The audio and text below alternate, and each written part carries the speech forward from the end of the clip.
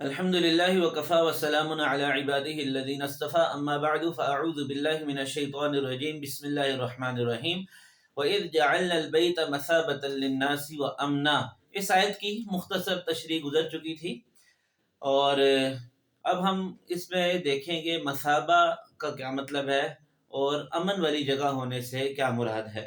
مثابہ کا معنی ہم نے پڑھ لیا کہ ایسی جگہ جہاں بار بار لوٹا جائے، تو یہ خانہ کعبہ کا معجزہ ہے کہ ایک دفعہ دیکھنے سے، 2 دفعہ دیکھنے سے، 10 دفعہ دیکھنے سے، 100 دفعہ دیکھنے سے انسان سیر نہیں ہوتا۔ اس کے علاوہ دنیا کے دلکش مناظر، دلکش جگہیں آدمی 1 دفعہ دیکھ لے، 2 دفعہ دیکھ لے، 3 دفعہ دیکھ لے تو سیر ہو جاتا ہے، دوبارہ دیکھنے کا دل نہیں چاہتا۔ لیکن خانہ کعبہ ایک ایسا معجزہ ہے کہ اس کو بار بار دیکھنے کا دل چاہتا ہے، ہزاروں مشقتیں آدمی جھیل لیتا ہے، پیسے خرچ کر لیتا ہے، لیکن پھر اس کا دل چاہتا ہے، اس کی تمنا ہوتی ہے کہ میں دوبارہ اس بیت اللہ شریف کی زیارت کروں۔ اور علماء نے لکھا ہے کہ یہ حج کی قبولیت کی علامت ہے کہ انسان کو دوبارہ وہاں جانے کا دل چاہے۔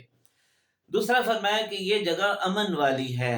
یہاں کعبہ سے مراد یا بیت اللہ سے مراد صرف خانہ کعبہ نہیں ہے بلکہ پورا حرم مراد ہے۔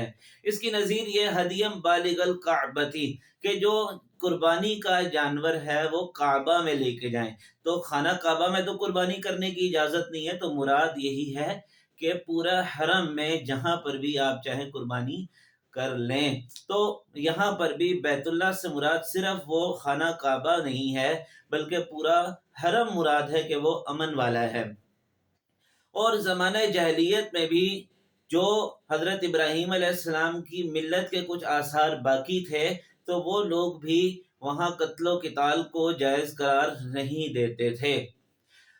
البتہ اگر کوئی شخص حرم کے اندر ہی کوئی قتال کرتا ہے، لڑتا ہے، قتل کرتا ہے، تو وہاں اس کو سزا دینے کی اجازت ہے۔ فَإِن قَاتَلُوكُمْ فَاقْتُلُوهُمْ۔